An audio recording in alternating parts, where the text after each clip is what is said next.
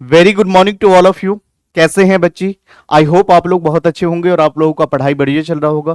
तो जैसे कि सीए फाउंडेशन अगर सितंबर बिजनेस लॉ सितंबर 2025 की अगर बात करें बच्ची, तो आइए हम लोग आज से स्टार्ट करेंगे सीए फाउंडेशन बिजनेस लॉ सितंबर 2025 के एग्जामिनेशन के लिए। जो भी बच्चे सीए फाउंडेशन का एग्जाम देना चाहते हैं, उन सभी को इस चैनल पर, यानी जो मेरा राकेश सर कॉमर्स क्लासेस का जो चैनल है, उस पर सीए फाउंडेशन का business law and CA foundation के बिजनेस इकोनॉमिक्स दो सब्जेक्ट मैं कराने वाला हूं बच्चे। अल्टरनेट डेज में होगा। तो चलिए आज सबसे पहले हम लोग स्टार्ट करेंगे बिजनेस लॉ। बिजनेस लॉ के बारे में हम लोग एक बार विटेज के साथ जानते हुए और हम लोग आगे बढ़ेंगे। चलिए बच्चे, आइए।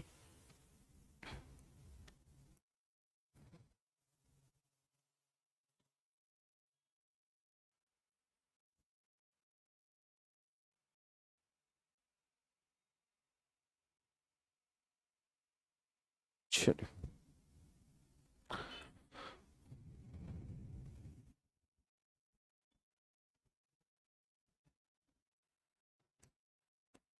CA foundation, CA foundation business law,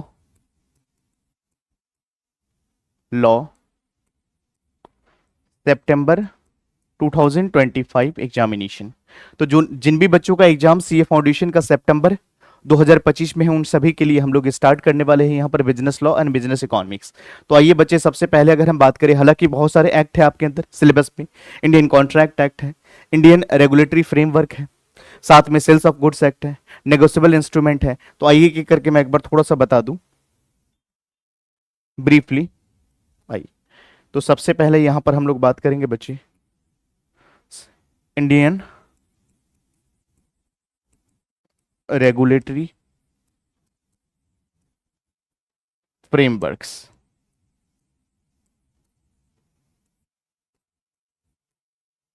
second में आपका है इंडियन कॉन्ट्रैक्ट एक्ट,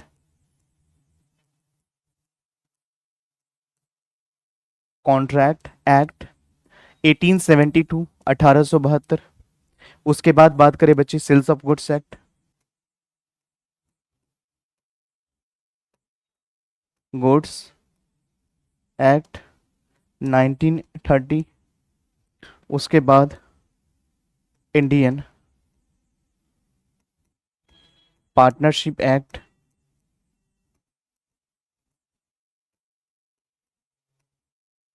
1930।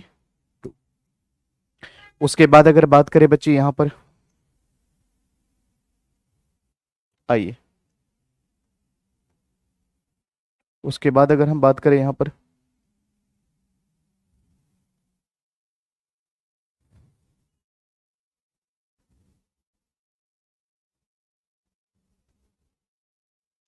चलिए,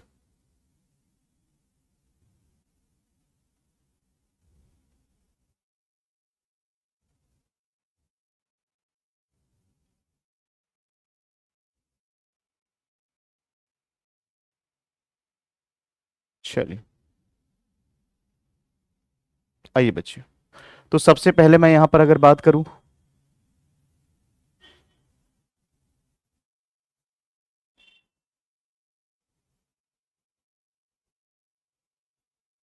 आइए, तो इंडियन रेगुलेटरी फ्रेमवर्क्स। उसके बाद अगर बात करें Indian contract act 1872, sales of goods act 1930, Indian partnership act 1932। उसके बाद बात करें बच्ची एलएलपी एक्ट 2008, जिसको हम बोलते हैं लिमिटेड लाइबिलिटी पार्टनरशिप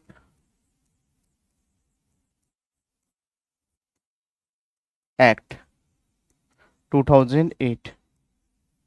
और उसके बाद बात करें बच्ची यहाँ पर कंपनीज एक्ट 2013 और नेगोशिएबल इंस्ट्रूमेंट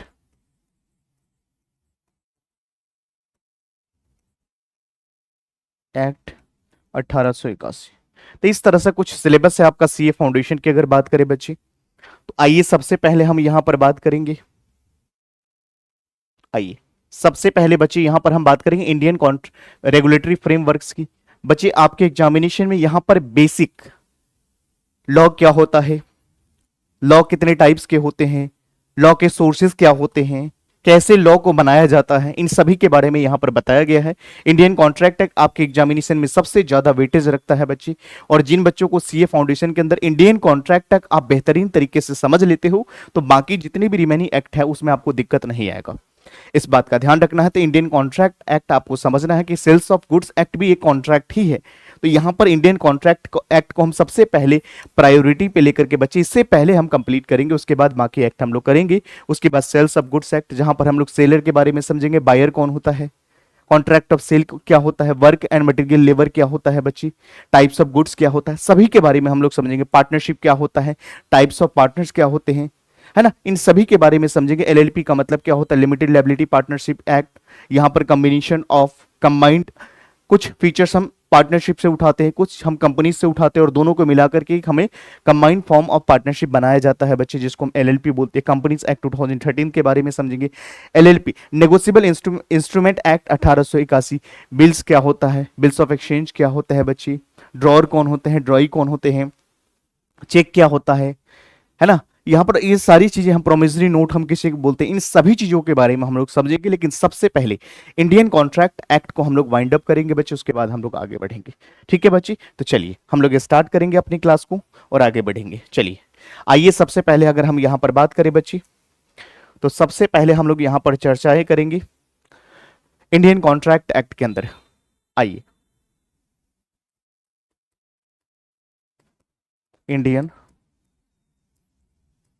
कॉन्ट्रैक्ट एक्ट 1872।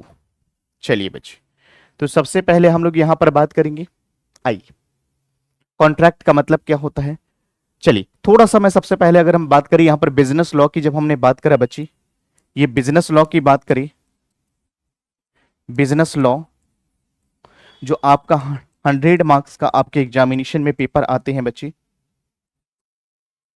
ये सारे के सारे बच्चे आपका एग्जाम जो होंगे सब्जेक्टिव पैटर्न पर होंगे, सब्जेक्टिव पैटर्न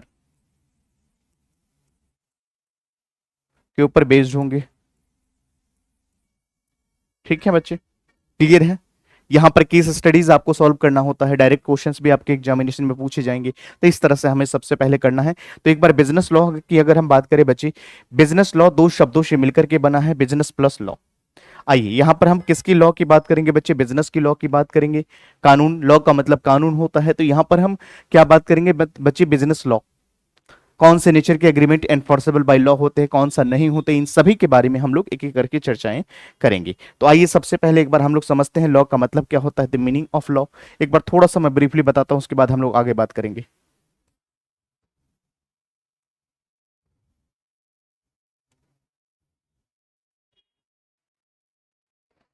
आइए,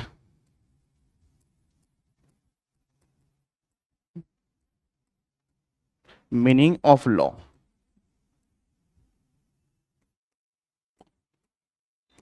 set of rules and regulations, set of rules and regulation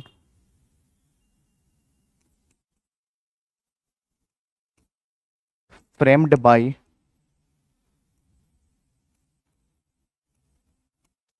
government to control conduct of persons behaviors is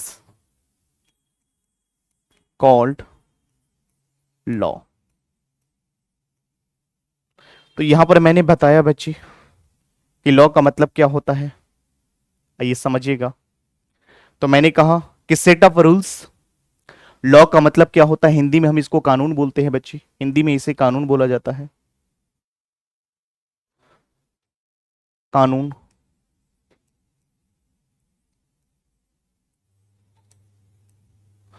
set of rules and regulations, set of rules and regulation, set of rules and regulation framed by government, वो rules and regulation जिन्हें सरकार ने बनाए हैं to control conduct of the persons behaviour is called law. उसे हम क्या बोलते हैं बच्चे? लॉ कहते हैं। जैसे एग्जाम्पल के थ्रू हम लोग इस चीजों को समझेंगे। आइए बच्चे, यहां पर हम लोग एग्जाम्पल को समझेंगे। आइए आइएगा। जैसे मान लीजिए यहां पर मिस्टर एक्स है, वो अपनी मम्मी से कहता है, मिस्टर एक्स ने अपने मम्मी से कहा कि मम्मी मम्मी मम्मी, मेरा एक मित्र है, मेरा एक फ्रेंड्स है, यानी मान लीजिए मिस्टर जय। हम उनको क्या करना चाहते हैं बच्ची? मर्डर करना चाहते हैं।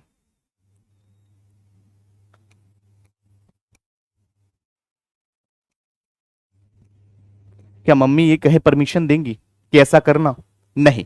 मम्मी को पता है कि बेटा अगर तुमने कोई भी ऐसा एक्टिविटीज करा जिसके लिए सरकार ने कुछ प्रोविजंस बना रखे हैं, कुछ रूल्स एंड रेगुलेशंस बना रखे हैं, जो ये कहता है कि अगर किसी व्यक्ति को हार्म पहुंचाओगे तो आपको जेल जाना पड़ेगा। तो मैं कह सकता हूं कि ये मम्मी ने जो अभी अपने बच्चे को जो शिक्षा दिया है, यानी ये कंट्रोल किया जा रहा है। अगर ये कानून नहीं होती तो ये बच्चे क्या करते? ये एक्टिविटी कर जाते। तो यहां पर लॉ का मतलब क्या होता है? वो रूल्स एंड रेगुलेशंस जिन्हें सरकार ने बनाए हैं control conduct of the persons behaviour, लोगों के बिहेवियर को कंट्रोल करने के लिए बच्चे, उन्हें हम कानून बोलते हैं, उन्हें लॉ बोलते हैं।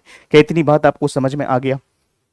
क्लियर है बच्चे? ट्रैफिक के रूल्स एंड रेगुलेशंस बनाया जाता है किसके लिए? ताकि हमारी प्रोटेक्शन के लिए। जैसे रेड लाइट है, कहा गया है कि रेड लाइट अगर आप जंप करोगे तो क्या होगा? चलान कटेगा। यानी रेड लाइट जंप नहीं करने का मतलब क्या होता है बच्ची? आपके प्रोटेक्शन के लिए कहा जा रहा है। सरकार ने रूल्स एंड रेगुलेशंस बना रहा है, अगर उसको उसके अगेंस्ट जाओगे आप तो क्या होगा? आपके ऊपर एक्शन लिया जाएगा। तो मिस्टर एक्स ने अपने मम्मी से कहा कि मम्मी मम्मी मम्मी, मेरा एक फ्रेंड है मिस्टर जय, मैं उसको मर्डर करना चाहता हूँ। क्या मम्मी ऐसा परमिशन देंगी? नहीं देंगी। क्यों? क्योंकि मम्मी को पता है कि अगर तुम कुछ भी ऐसा एक्टिविटीज करोगे, सरकार ने इसके लिए रूल्स रेगुलेशंस बना रखे हैं जो कहता है कि अगर किसी पर्सन को हार्म पहुंचाओगे तो उसके लिए क्या करना पड़ेगा बच्चे? जेल जाना पड़ेगा। समझ में आ गया? This is called law. Law का मतलब मैंने एक और एग्जांपल दिया, ट्रैफिक रूल्स एंड रेगुलेशंस। वो ये कहता है कि आप जितना उसके नियम को पालन करोगे उतना ही ज्यादा आपकी प्रोटेक्शन रहेगा। अगर आप रूल्स को फॉलो नहीं करते हो तो उससे आपको ही नुकसान होगा।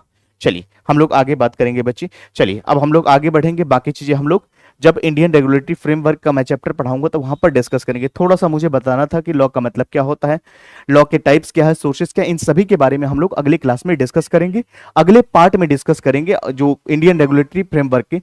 आज हम लोग स्टार्ट करेंगे कॉन्ट्रैक्ट का मतलब क्या होता है। चलिए आइए बच्चे, हम लोग सबसे पहले समझेंगे meaning of contract.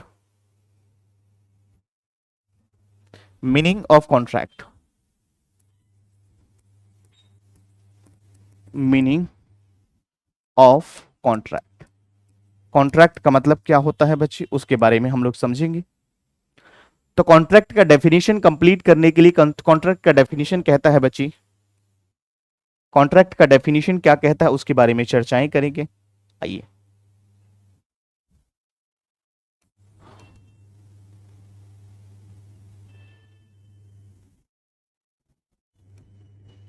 An agreement, an agreement which is an enforceable by law is called contract।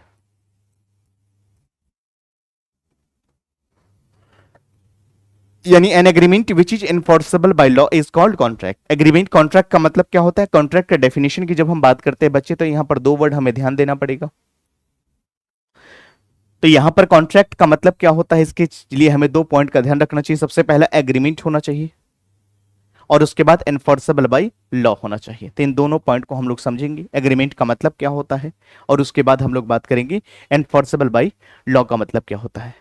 Clear है? तो कॉन्ट्रैक्ट का डेफिनेशन क्या कहता है? An agreement which is enforceable by law is called contract. चलिए हम लोग अब बात करेंगे आगे।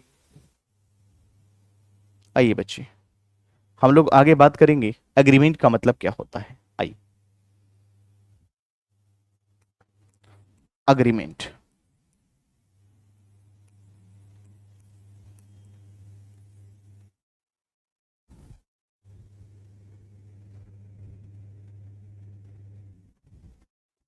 टू और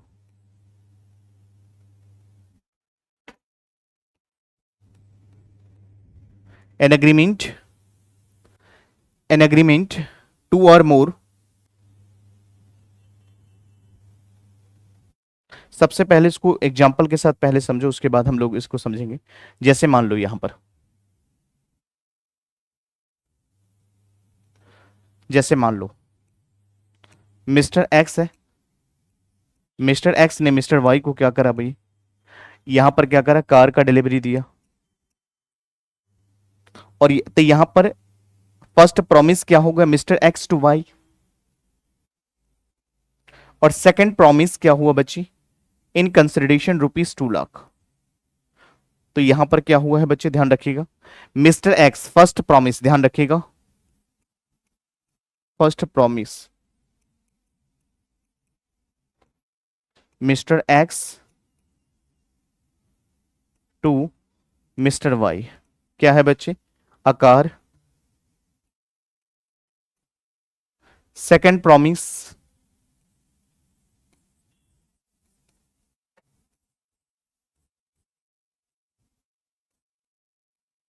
मिस्टर एक्स ₹2 लाख। तो यहां पर मैं कह सकता हूं कि दो प्रॉमिस है, दो प्रॉमिस। यहां पर ध्यान रखिएगा, अग्रीमेंट को अगर बेहतरीन तरीके से समझना है तो आपको ये आना चाहिए।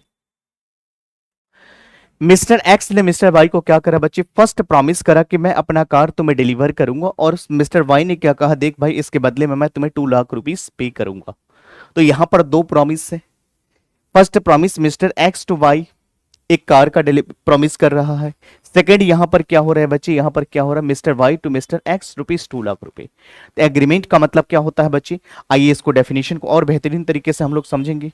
आइए आगे बढ़ेंगे बच्चे, आइए उसके बाद हम लोग यहां पर बात करेंगे बच्चे। आइए,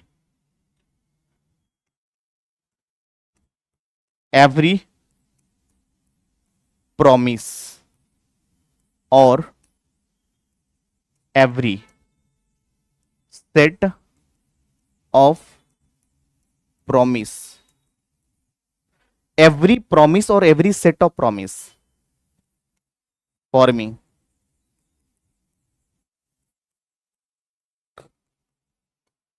consideration for each others is called agreement।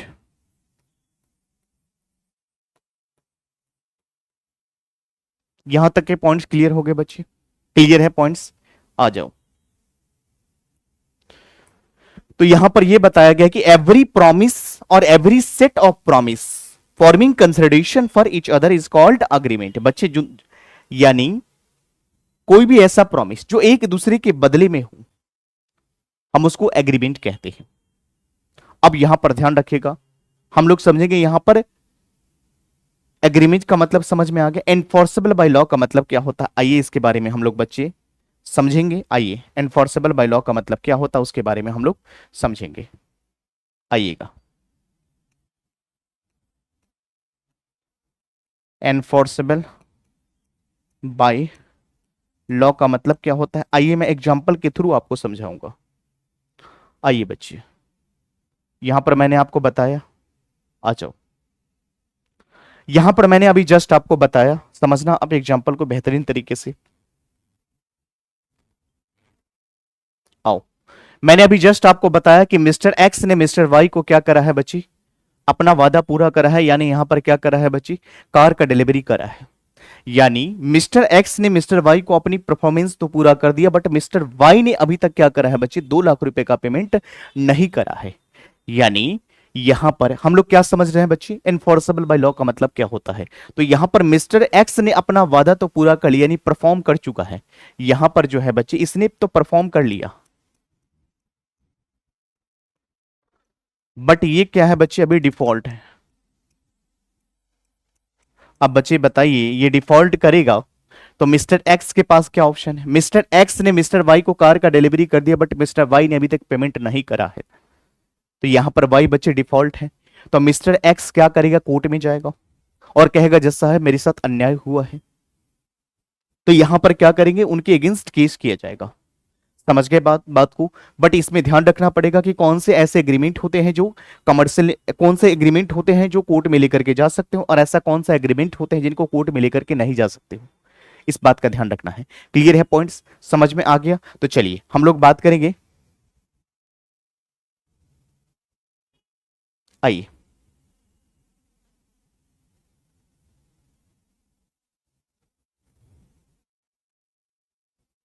आओ बच्चे। तो यहां पर यही बताया गया इन्फोर्सेबल बाय लॉ का मतलब क्या होता है बच्चे। तो यहां पर क्या होता है, जैसे एक व्यक्ति अगर मान लीजिए यहां पर अपने वादा को पूरा कर लिया, दूसरी बात व्यक्ति ने अगर अभी परफॉर्म नहीं करा है, तो इस कंडीशन में क्या होता है, सामने वाली पार्टी के पास ऑप्शन होता है कि कोर्ट में लेकर के जा सकते हैं। क्लियर है पॉइंट्स। तो यहां पर एनफोर्समेंट, इसको समझने, एनफोर्सेबल बाय लॉ को समझने के लिए इससे पहले हम एक बार आपको एग्रीमेंट के बारे में बताते हैं बच्चे। एग्रीमेंट कितने तरह के होते हैं और कौन से एग्रीमेंट जो होते हैं वो एनफोर्सेबल बाय लॉ होते हैं, और कौन सा एग्रीमेंट एग्रीमेंट तो होते हैं but not enforceable by law होते हैं। तो आइए एग्रीमेंट के बारे में हम लोग एक बार समझते हैं। एग्रीमेंट बच्चे, यहां पर मैंने अभी जस्ट बताया कि एग्रीमेंट के दो प्रकार होते हैं। मैंने कहा दो प्रकार के होते हैं, एक होता domestic agreement,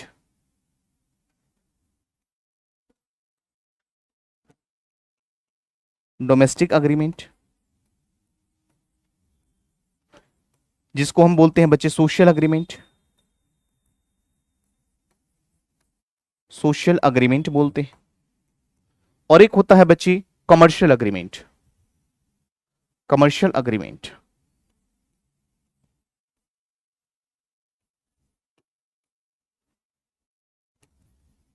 commercial agreement, domestic agreement का मतलब क्या होता है बच्चे, एक ऐसा एग्रीमेंट जो एग्रीमेंट तो है बट कॉन्ट्रैक्ट नहीं बन सकता है। यानी डोमेस्टिक एग्रीमेंट का मतलब होता है एग्रीमेंट तो है बट कॉन्ट्रैक्ट नहीं बन सकता है। तो यहां पर यानी एग्जाम्पल के थ्रू अगर मैं बताऊं डोमेस्टिक एग्रीमेंट का मतलब क्या होता है, जैसे फादर एंड सन के बीच में जो रिलेशन होता है वो डोमेस्टिक एग्रीमेंट कहलाता है।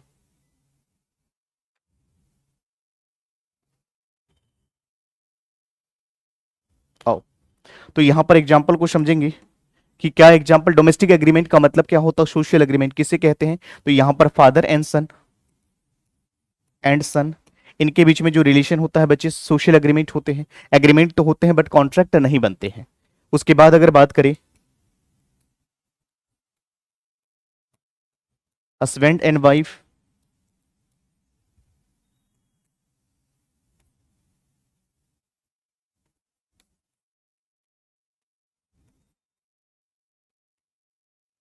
तो ये सोशल एग्रीमेंट है। एग्रीमेंट तो है बट कॉन्ट्रैक्ट नहीं बन सकता है। बट यहां पर ऐसे कॉन्ट्रैक्ट एनफोर्सेबल बाय लॉ बन सकते हैं जो कमर्शियल नेचर के हैं, जहां पर intention to create legal relationship present होती है। यानी यहां पर एक व्यक्ति अगर डिफॉल्ट करता है तो सामने वाले व्यक्ति के पास, सामने वाले पार्टीज के पास ऑप्शंस होते हैं कि वो उसको कोर्ट में लेकर के जा सकते हैं बच्चे। This is called enforceable by law. जैसे यहां पर मैं एग्जांपल के थ्रू बताऊं कि डोमेस्टिक एग्रीमेंट का मतलब क्या होता है। जैसे मान लीजिए आपके फादर ने आपसे प्रॉमिस करा कि जैसे सीए फाउंडेशन का एग्जाम आप पास करते हो, जैसे ही सीए फाउंडेशन का एग्जाम अगर आप पास करते हो, उसके बाद आफ्टर दैट आपके फादर टू व्हीलर आपको दिलवाएंगे। और जैसे आपने सीए फाउंडेशन का एग्जाम फर्स्ट अटेम्प्ट में निकाला और उसके बाद देने से मना कर दी, क्या कोर्ट में जाकर के कहोगे कि जज साहब मेरे साथ अन्याय हुआ है? नहीं। क्यों? क्योंकि ये तो सोशल अग्रीमेंट तो है बट कॉन्ट्रैक्ट नहीं बन सकता है। क्यों? क्योंकि यहां पर मैंने जस्ट अभी बताया कि सोशल एग्रीमेंट, डोमेस्टिक एग्रीमेंट एक ऐसा एग्रीमेंट होते, एग्रीमेंट तो होते हैं बट कॉन्ट्रैक्ट नहीं बन सकते हैं। तो इस बात का आपको ध्यान रखना है। क्लियर है पॉइंट्स? चलिए उसके बाद हम लोग और बात करेंगे कुछ पॉइंट्स का। चलिए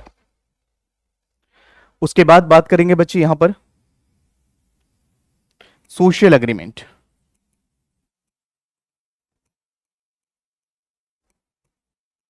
सोशल एग्रीमेंट, अग्रीमेंट तो होते हैं बट कॉन्ट्रैक्ट का हिस्सा नहीं बन सकता है। कॉन्ट्रैक्ट वही बन सकता है जो एनफोर्सेबल बाय लॉ। या जो कॉमर्शियल नेचर के एग्रीमेंट होते हैं बच्चे, वही कॉन्ट्रैक्ट बन सकते हैं फ्यूचर में जाकर के। उसके बाद अगर बात करें बच्चे,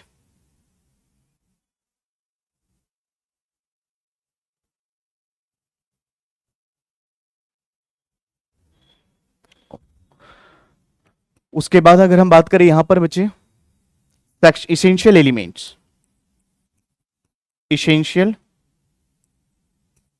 एलिमेंट्स ऑफ वैलिड कॉन्ट्रैक्ट। एक कॉन्ट्रैक्ट वैलिड होने के लिए क्या इसेंशियल एलिमेंट्स है बच्चे, इस बात का ध्यान रखना है। कौन से ऐसे इसेंशियल एलिमेंट्स है जो अगर मौजूद होगी तो हम समझेंगे कि कॉन्ट्रैक्ट क्या है बच्चे, वैलिड है। तो यहां पर सेक्शन 10 के अंदर जो भी इसेंशियल एलिमेंट्स के बारे में मेंशन करा गया है उसके बारे में आइए हम लोग एक बार समझते हैं। तो सबसे पहले क्या होना चाहिए बच्चे, ऑफर एंड एक्सेप्टेंस होना चाहिए। क्या होना चाहिए, ऑफर एंड एक्सेप्टेंस होना चाहिए। उसके बाद intention to create legal relationship होना चाहिए।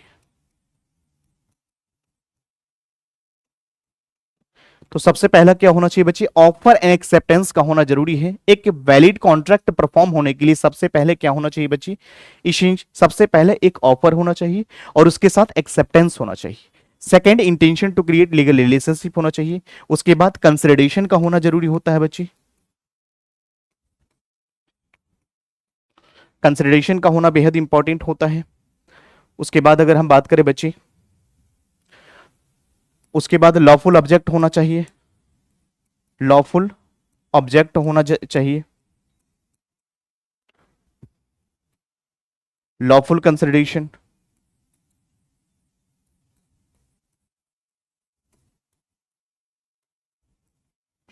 उसके बाद अगर बात करें फ्री कंसेंट का होना बेहद इंपॉर्टेंट है। आपका कंसेंट कैसा होना चाहिए बच्ची, कोर्शन के थ्रू नहीं होना चाहिए, अनड्यू इन्फ्लुएंस के थ्रू नहीं होना चाहिए, फ्रॉड और मिस रिप्रेजेंटेशन के थ्रू ऑब्टेन्ड नहीं होना चाहिए, अदरवाइज ये contract voidable at the option of aggrieved party हो जाते हैं। सर्टेनिटी होना चाहिए। तो ये सारे के सारे पॉइंट्स है जो जो एक वैलिड कॉन्ट्रैक्ट होने के लिए इसेंशियल एलिमेंट्स इंपॉर्टेंट है। ये सारे के सारे पॉइंट्स होना जरूरी है, जस्ट मैंने अभी आपको बताया।